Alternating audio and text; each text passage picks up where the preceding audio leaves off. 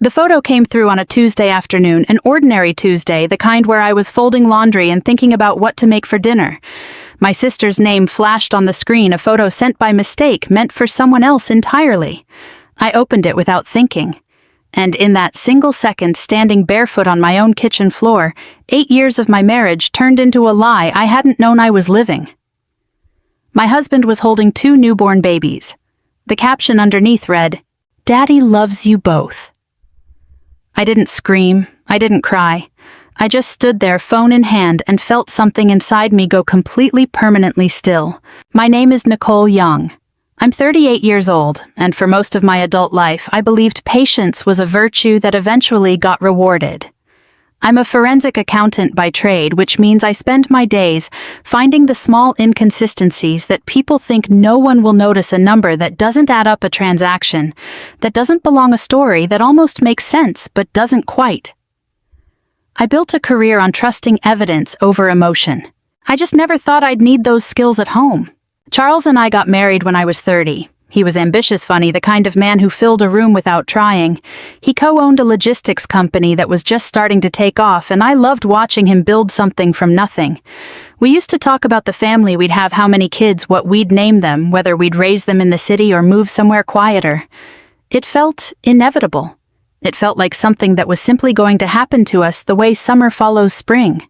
It didn't happen, not easily and not for a long time. We tried for 2 years before we even sought help. Then came the appointments, the tests, the terminology that started to feel like a second language. IUIIVF, hormone injections that left bruises on my stomach. I hid under looser shirts.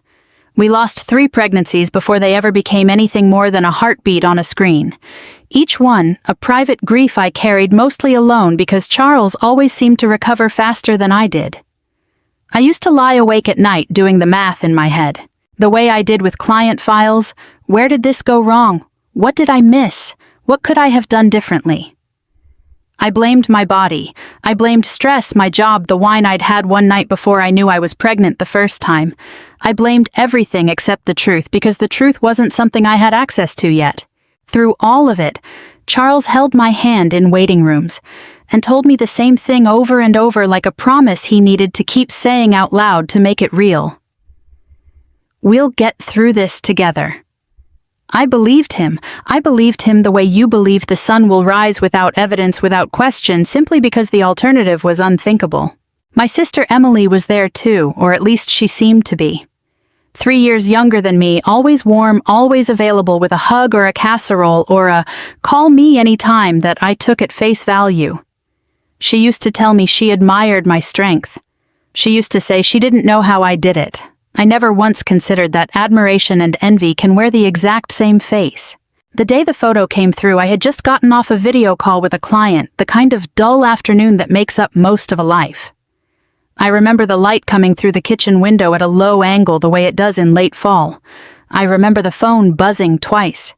And then I remember looking down and seeing my husband's face, the same face that had told me only 3 weeks earlier that we should maybe try one more round of treatment. That we shouldn't give up yet, looking down at 2 infants like they were the center of his entire world. Emily called almost immediately after. I picked up without saying anything. "Nicole," she said, her voice cracking. "I didn't mean for you to find out like this." I hung up. I didn't ask a single question. I didn't need to. 8 years of forensic training had taught me one thing above all else: once you find the first inconsistency, you don't confront the person who created it. You gather everything first. You confirm the full shape of the lie before you ever let them know you've seen it. So I opened my laptop instead. I found a family law attorney with the highest rating in the city, someone named Daniel Brooks, and I booked the earliest appointment available. 2 days later, I sat across from him in an office that smelled like fresh coffee and expensive paper, and I signed the initial paperwork to begin divorce proceedings against my husband of 8 years. My hand didn't shake. I remember being almost surprised by that. I didn't tell Charles. I didn't tell Emily. I knew. I went home that night and made dinner like nothing had happened, because for the first time in years, I understood something with total clarity. I wasn't the one who needed to explain myself. While my husband celebrated the arrival of 2 children with the woman who had once called herself my sister, believing I still knew nothing at all, I was already 3 steps ahead of both of them. And what I did next, quietly without a single tear, was something neither of them would see coming. The morning after I signed the paperwork, I woke up before sunrise and did something I hadn't done in months. I made coffee for 1 person instead of 2, and I didn't feel a single ounce of guilt about it. Charles had texted the night before some casual message about a work trip that would keep him out of town for a few days. I read it twice. Then I got to work. If there's one thing my career taught me, it's that people who are confident they'll never get caught leave the messiest trails. They stop being careful because they've convinced themselves they don't need to be. Charles had spent 8 years building a reputation as a devoted husband, struggling through infertility right alongside me. That story required maintenance, and people who are busy maintaining one story rarely notice they're leaving evidence of another. I started with the credit card statements. We'd always kept mostly separate accounts, a decision that had felt practical at the time and now felt almost prophetic.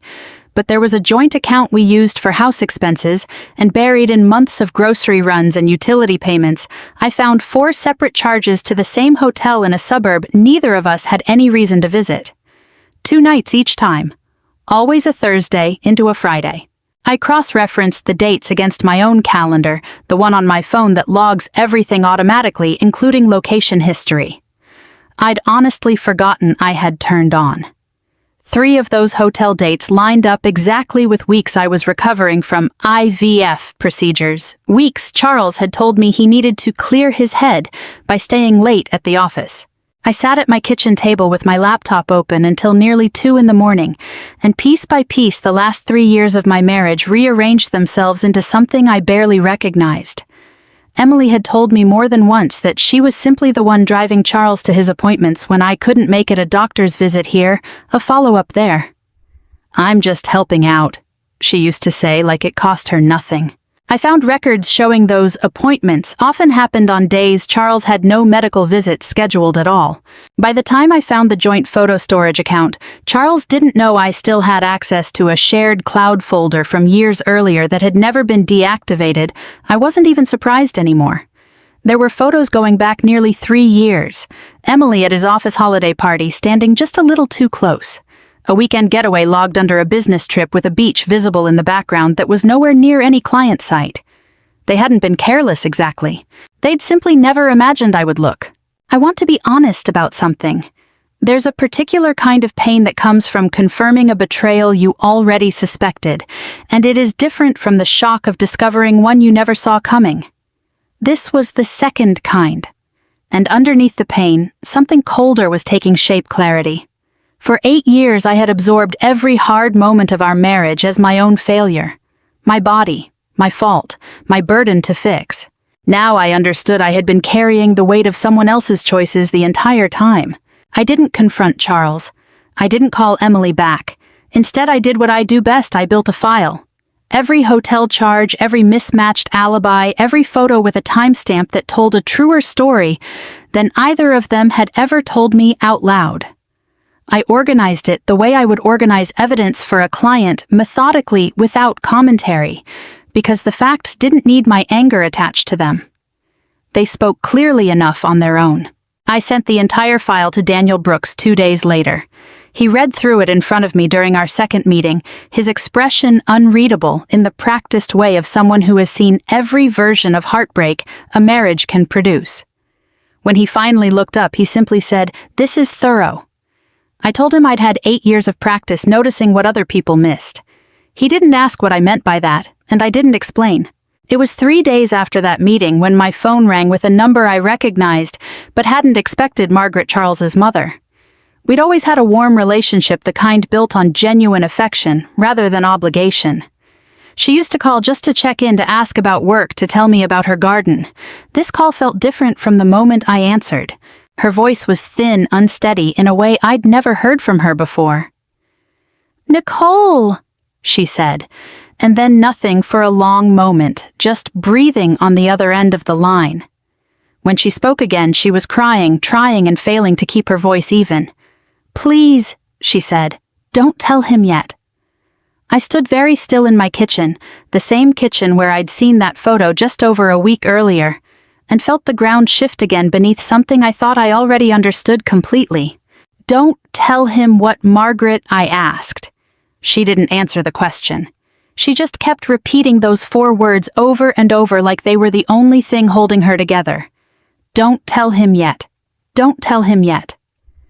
I realized, standing there, listening to my mother-in-law fall apart on the phone, that I had uncovered an affair.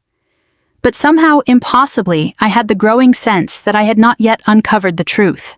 I met Margaret 2 days later at a small coffee shop halfway between our houses, a place we'd been to a dozen times before over the years, always for easy, comfortable conversations. This time she was already seated when I arrived, hands wrapped so tightly around her cup that her knuckles had gone pale, and she didn't look up until I pulled out the chair across from her. She looked older than I remembered. Not in years, but in something heavier, the kind of tired that comes from carrying a weight for far too long without setting it down. Margaret had always been composed, the sort of woman who ironed her napkins and never raised her voice even during arguments. The woman sitting across from me now looked like she hadn't slept in days. "I need you to understand something," she said before I'd even taken off my coat. "What I'm about to tell you I should have said 8 years ago. I've regretted staying silent every single day since." I didn't say anything. I'd learned in my line of work that silence is often the fastest way to get someone to keep talking. Margaret took a slow breath and told me that she had known something important, something that would have changed everything since almost the very beginning of our marriage. She said it in pieces, circling the actual information the way people do when they're afraid that saying it plainly will make it permanently real. "Does Emily know?" I asked, because that was the question sitting heaviest on my chest. If my own sister had known some secret about my marriage for years and said nothing while sleeping with my husband, I wasn't sure I'd survive the answer. Margaret shook her head firmly. "No, Emily doesn't know any of this. Neither does Charles." Her eyes met mine, and there was something almost pleading in them. "Only me, and one other person." "Who?" "Dr. Collins, your old doctor." I felt my stomach tighten. Dr. Rebecca Collins had overseen nearly every stage of our fertility treatment 8 years earlier. The tests, the procedures, the countless conversations about odds and options, and what might come next. I hadn't spoken to her in years, not since we'd finally stopped treatment, and tried to make peace with the life we had instead of the one we'd planned. "What does she have to do with this?" I asked. Margaret's hands trembled around her cup. "There was a report. Results from testing back when you two were still trying everything you could. I saw it before Charles did. I wasn't supposed to. It came to the house by mistake, addressed to him, and I opened it without thinking, the way you do with mail that looks routine." She paused, and when she continued, her voice had dropped almost to a whisper. "It wasn't routine." I sat perfectly still, waiting. I read it, and I understood immediately that if Charles saw it, it would break something in him that I didn't think could be repaired. So I made a decision. I called Dr. Collins directly and asked her as a mother to let me handle it in my own way, in my own time. She agreed against her better judgment because she'd known our family for years, and she trusted me to do right by everyone. Margaret looked down at the table. "I never did right by anyone. I just delayed the pain and let it grow into something much bigger."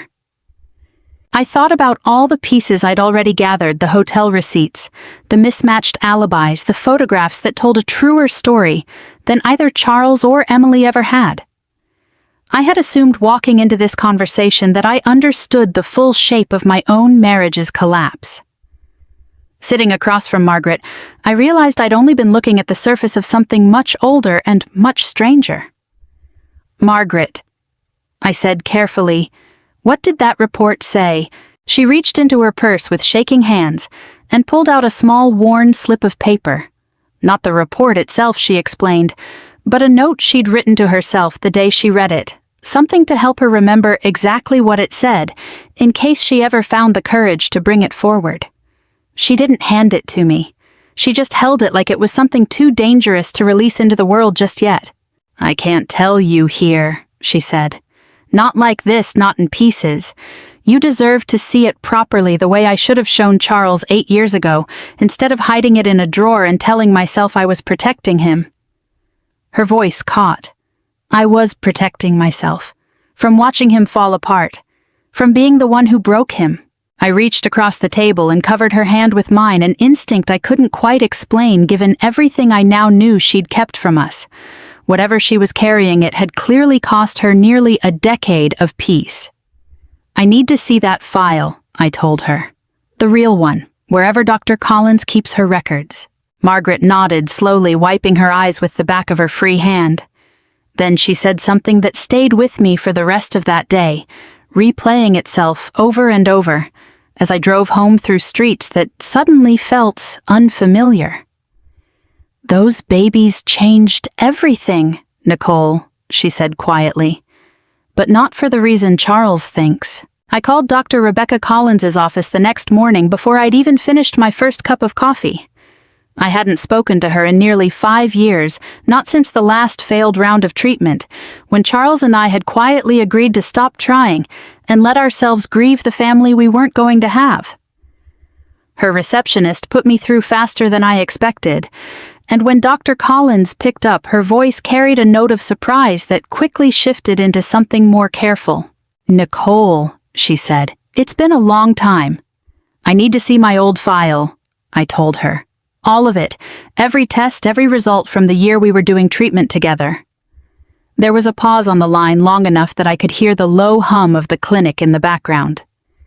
"Can I ask what's brought this on?" "Margaret came to see me," I said simply. Another pause, shorter this time. "Come in this afternoon," she said. "I'll pull everything myself." The clinic looked almost exactly as I remembered it. The same soft gray walls, the same watercolor prints meant to make devastating news feel gentler than it was. Dr. Collins met me in her office rather than an exam room, a thick folder already waiting on her desk. She was in her 50s now, silver threading through hair that had been mostly dark the last time I'd sat across from her, but her manner was the same measured kind, unwilling to soften facts into something more comfortable than they were. "Before I show you this," she said, "I want you to know I've regretted my part in this for years. Margaret came to me in a moment of real distress, and I made a choice I wouldn't make again. I let a mother's fear override a patient's right to their own results." She slid the folder toward me. "I'm sorry, Nicole. Truly." I opened it with hands that were steadier than I expected, given what I already suspected I might find. Inside were pages I recognized: hormone panels, ultrasound notes, the familiar shorthand of 8 years of trying. But near the back there was a report I had never seen before, dated almost exactly 8 years earlier, addressed to Charles, specifically never to me. I read through the medical language, slowly translating it in my head, the way I'd once translated financial statements for confused clients, until the meaning became unmistakable.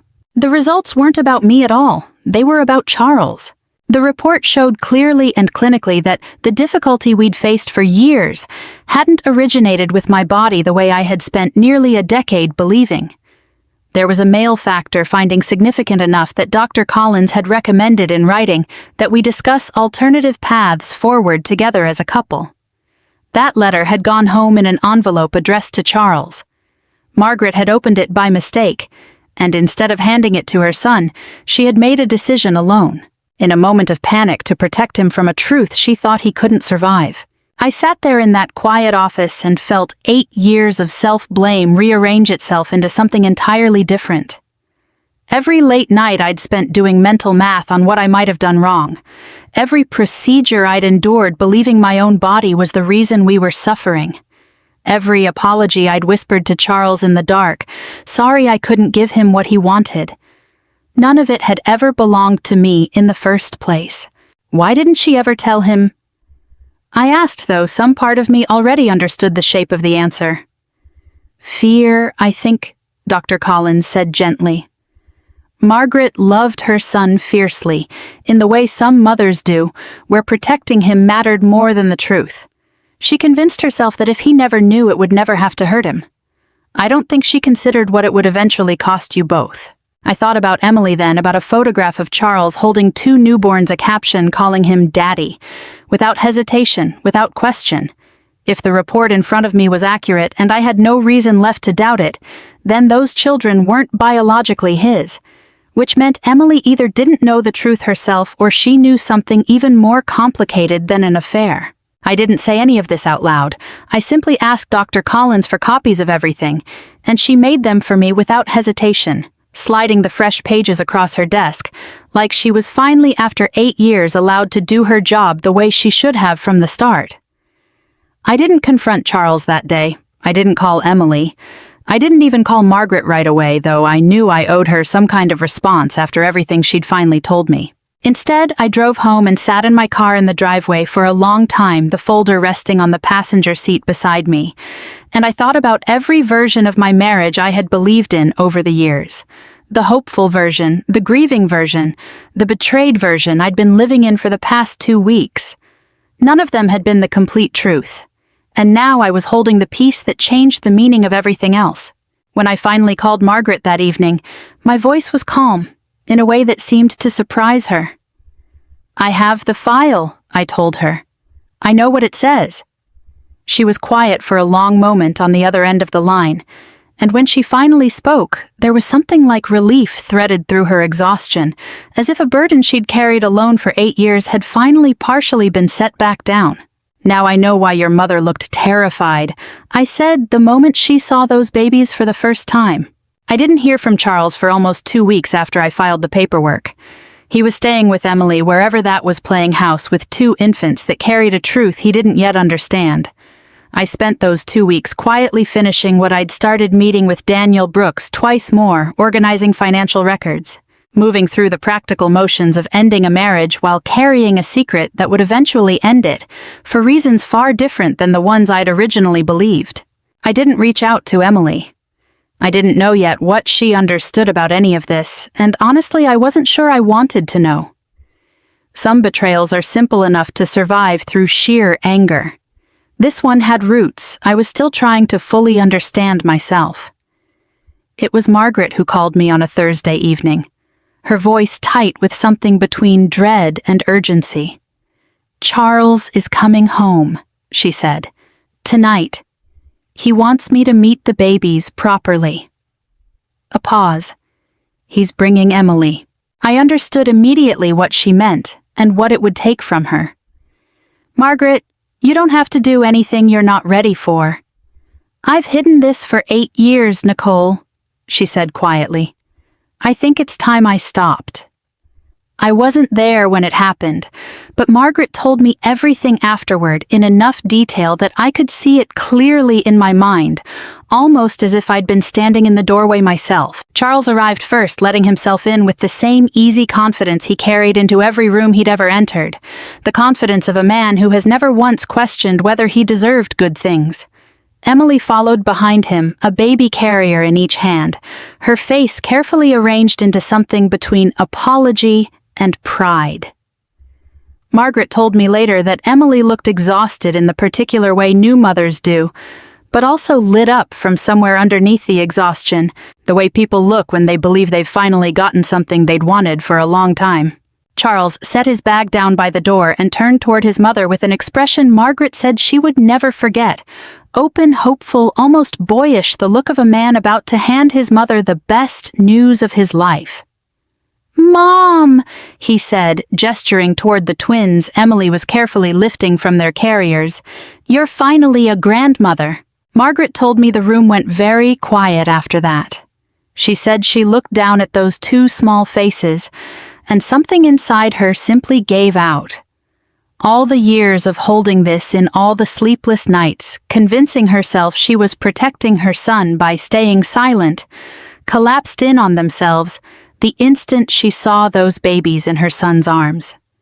She said she felt the blood leave her face, felt her legs go unsteady beneath her, and she had to reach for the back of a chair just to stay upright. Charles noticed immediately, his smile faltering into confusion. "Mom, what's wrong?" She told me she opened her mouth, and the words that came out weren't the ones she'd rehearsed 1,000 times over 8 long years. They came out smaller, more broken than she intended, but they were finally after everything true. "Wait," she whispered. "She didn't tell you."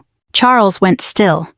Emily, standing just behind him with one baby still in her arms, went pale in a way Margaret said she noticed immediately, a reaction that told her something important Emily didn't know either. Whatever Margaret was about to reveal, it was news to both of them in different ways, for different reasons. "Tell me what," Charles asked, his voice dropping into something careful, something that already sensed the ground shifting beneath him. Margaret didn't answer right away. She told me she stood there for a long moment, looking between her son and the woman he'd built a secret family with, and she felt the full weight of 8 years pressing down on that single, unbearable silence. She said she thought about me, about the years I'd spent blaming my own body, apologizing for something that had never been my failure to begin with. She said that thought was what finally gave her the courage to move. According to Margaret, nobody spoke for what felt like an impossibly long stretch of time. Emily shifted the baby in her arms, her expression tightening with a fear that had nothing to do with judgment and everything to do with confusion. Charles stood frozen by the door, still in his coat, waiting for an answer his mother wasn't ready to give him, standing in a hallway. Margaret told me she finally walked into the study without another word, and knelt down in front of the small fireproof safe she'd kept in the back of the closet for exactly this moment, the one she'd told herself for 8 years. She would open when she was ready, though some part of her had begun to wonder if that day would ever actually come. Her hands were shaking, she said, as she worked the combination. Charles had followed her partway down the hall, standing in the doorway of the study, now watching his mother kneel on the floor in front of a safe he hadn't known existed. Emily stood further back, still holding one of the twins, her face a mixture of confusion and something that looked, Margaret said, almost like fear. Inside the safe was a single sealed envelope, worn soft at the edges, from 8 years of being touched, considered, and returned to its hiding place. Margaret lifted it out with both hands, the way you'd carry something fragile, something that had already broken once, and might break again the moment it was finally opened. She turned back toward her son, envelope held against her chest, and for the first time in 8 years, she was finally ready to let him see everything it contained. Margaret carried the envelope back into the living room and set it down on the coffee table between them, her hand still trembling slightly as she withdrew her fingers from it, as if letting go of something she'd protected for so long required its own kind of effort. Charles stood over it for a moment without touching it, and Margaret told me later that she could see him bracing himself the way people do right before they step into cold water. "What is this?" he asked quietly. "Sit down," Margaret said. "Please." He sat. Emily lowered herself onto the edge of the armchair across from him, still holding one of the twins against her shoulder, the baby fussing softly in the tense silence of the room. Margaret opened the envelope herself, her fingers moving carefully over paper that had clearly been folded and unfolded many times over the years, and laid the contents out on the table. 1 page at a time, the original lab results, a letter from Dr. Collins addressed directly to Charles, and a handwritten note Margaret had added years earlier, dated the same week she'd intercepted the original mail. Charles picked up the medical report first. Margaret watched his eyes move across the page, slowly at first, then faster, then slower again, as he reread certain lines, trying to make sense of language that wasn't especially complicated, but was clearly rearranging something fundamental in his understanding of the last 8 years of his life. "This says," he started, then stopped. He looked up at his mother. "This is about me." "Yes," Margaret said softly. "This isn't Nicole's file. This is mine." His voice had gone strange flat in a way Margaret said she'd never heard from him before. "You're telling me the reason we couldn't have kids was never her?" Margaret nodded, unable to speak past the lump in her throat. Charles set the paper down with exaggerated care, like his hands had suddenly become unreliable. 8 years, he said. 8 years I let her think it was her fault. She apologized to me, Mom. She used to cry and apologize to me, and I let her. His voice cracked on the last word. Because I never knew there was anything to say otherwise. Emily had gone very still across the room, the baby now quiet against her shoulder. Margaret told me she watched something shift across Emily's face as the pieces started arranging themselves if the report was accurate. If the male factor diagnosis 8 years earlier had been real and unresolved, then these children in her arms conceived with Charles during their affair weren't likely to share his biology either.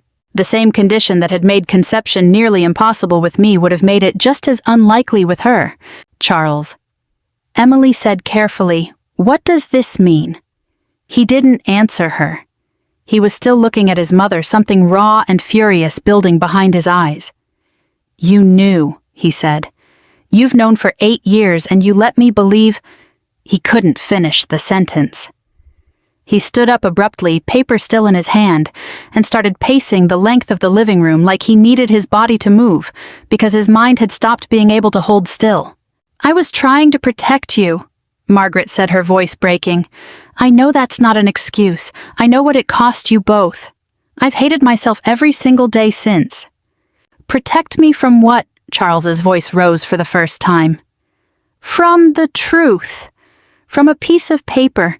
You let me watch my wife blame herself for 8 years, Mom.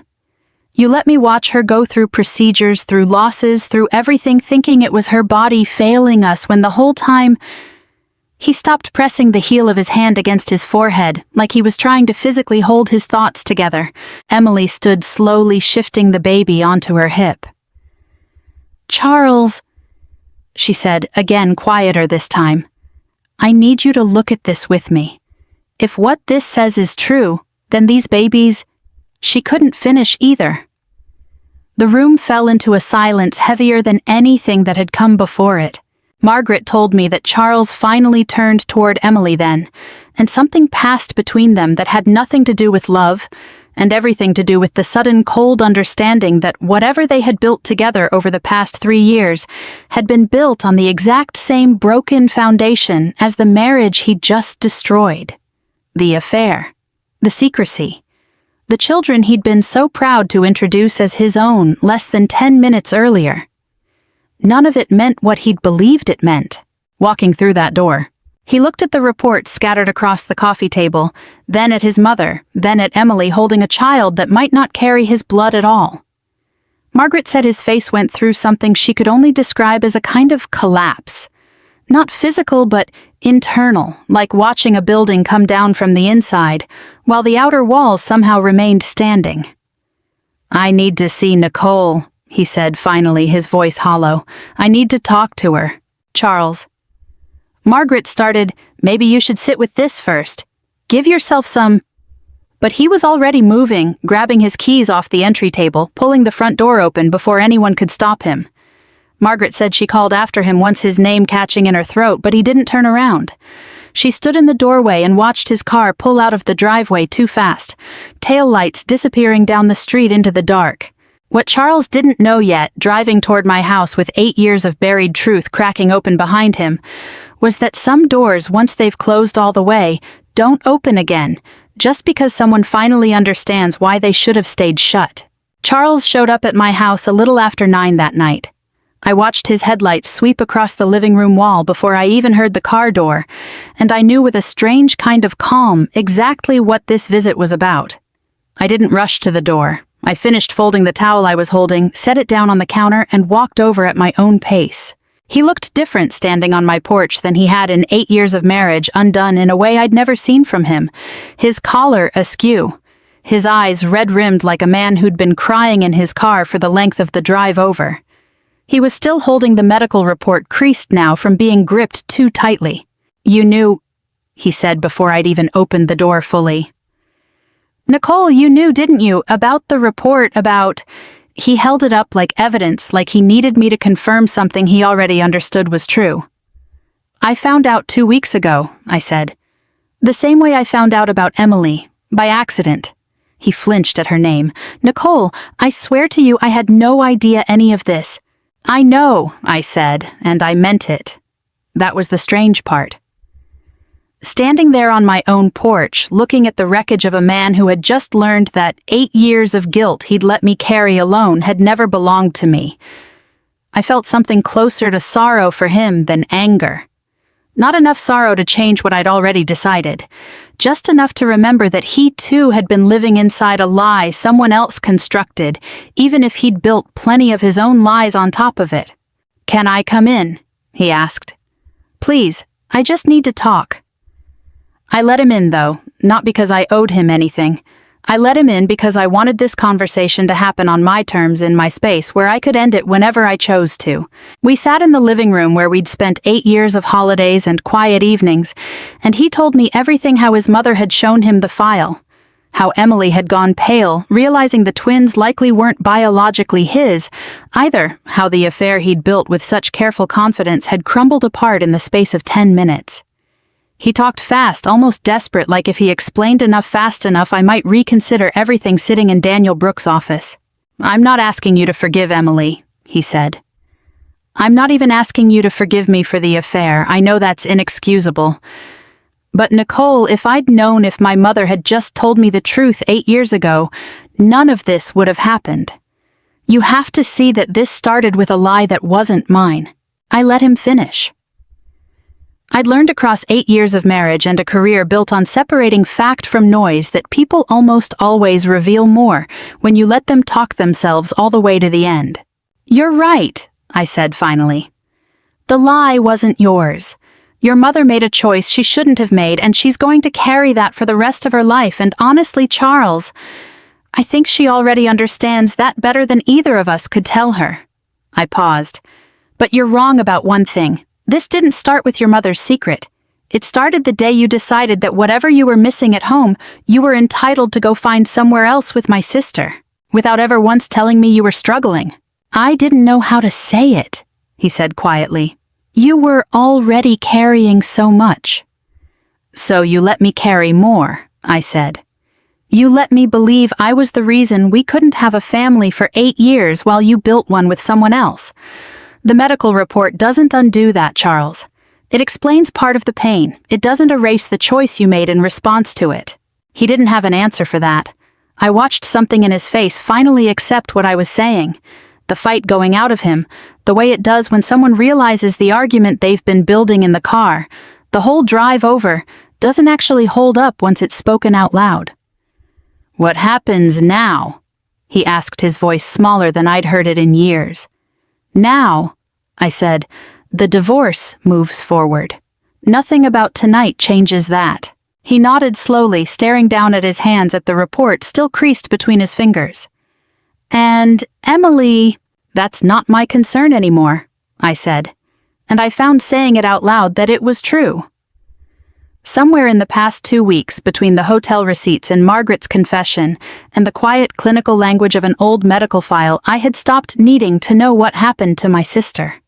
Whatever she and Charles had built together, they would have to figure out what remained of it without me as an audience. Charles left a little before midnight. I stood at the window and watched his taillights disappear down the same street they'd come from, and I felt for the first time in 2 weeks something settle inside my chest instead of tighten. For 8 years I had measured my worth against a story that was never true. I understood now that the ending of my marriage had never really been about a photograph or a betrayal, or even a secret buried in a medical file. It had been about the moment I finally stopped waiting for someone else to tell me the truth and went and found it myself. The final mediation was scheduled for a Thursday morning 3 weeks after Charles had sat in my living room, reading a report that changed the meaning of everything he thought he understood about our marriage. I remember dressing for it the way I'd dress for any important meeting, simple, composed, nothing that suggested I'd spent a single extra thought on how I wanted to appear. I wasn't performing strength anymore. By that point, I simply had it. Daniel Brooks met me outside the courthouse a few minutes early, running through the final details one last time, though there wasn't much left to discuss. The financial disclosures were thorough. The settlement terms were fair, if not generous, toward Charles, given everything the paper trail had revealed. I'd asked for nothing more than what I was entitled to. I didn't need to punish him through the numbers.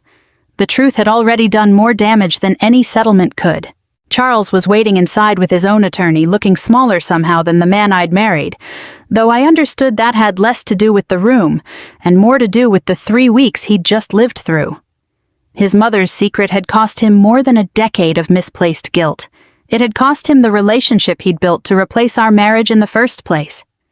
I'd heard secondhand through a mutual friend that Emily had already moved out of state with the twins, unwilling to remain in a place that only reminded her of a foundation that had never been what she believed. Charles hadn't fought to stop her.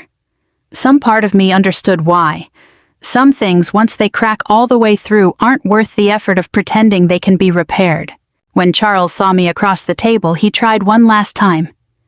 "Nicole," he said quietly before the formal proceedings began, "I know I don't deserve it, but I'm asking anyway. Is there any version of this where we try again?" I looked at him for a long moment, and I felt something I hadn't expected to feel by that point. Not anger, not even sadness, but a kind of quiet finality, the way you feel when you finish reading the last page of a book you already know the ending to. "There isn't," I said. "Not because I can't forgive you, Charles. I think in time I probably will. But forgiveness was never going to be the same thing as staying." He didn't argue. He simply nodded, and something in his shoulders relaxed, like a part of him had been waiting to hear exactly that, even as another part of him had hoped for something different. The proceedings themselves moved quickly after that. Daniel had done his work well, and there was very little left to contest. When it was finally over, when the last signature had been placed and the last document filed, I stood outside the courthouse in the late morning light and felt for the first time in 8 years entirely unaccountable to anyone else's version of my life. Margaret called me that evening. She didn't ask for forgiveness outright. I think she understood better than most that forgiveness isn't something you can request and receive on the same day. She simply told me she was proud of how I'd handled everything, and that she hoped someday we might still find a way to know each other, even without Charles standing between us. I told her I'd like that. I meant it. Margaret's silence had cost all of us dearly, but I'd watched her spend the last month trying in whatever way she could to make it right. That mattered to me more than she probably realized. I didn't see Charles again after that day, not really a brief business-like exchange months later over a piece of paperwork. Neither of us wanted to deal with nothing more. I heard eventually that he'd sold his share of the logistics company and moved to another city, trying, I assumed, to build a life far enough away from the one that had fallen apart so completely in front of everyone he loved. As for me, I didn't rebuild my life around what I'd lost. I built it around what I'd learned. A year after the divorce was finalized, I used part of the settlement to start a small foundation, one that helps couples navigate infertility treatment with real transparency, full access to their own medical information and support, that doesn't leave anyone carrying blame that was never theirs to carry in the first place. I named it after no one in particular. It didn't need my story attached to it to matter. It just needed to exist. I think about those 8 years, often not with bitterness, but with a strange kind of gratitude for the woman they eventually made me. I spent so long believing I had failed at the one thing I wanted most. I know now that I never failed at anything. I simply trusted people who weren't honest enough to deserve it. For 8 years, I blamed myself. I won't waste another day doing that. Sometimes the greatest revenge isn't making someone suffer. It's refusing to carry their lies any longer. If you've made it this far with me, I want to know what you think happens to Nicole next. Do you think she ever lets someone new into her life, or do you think she's found everything she needs on her own? Leave a comment below and let me know where you're watching from tonight. I love hearing from all of you. We've got so many more stories like this one waiting for you, so make sure you subscribe so you never miss a moment like this. Let's keep this journey going together.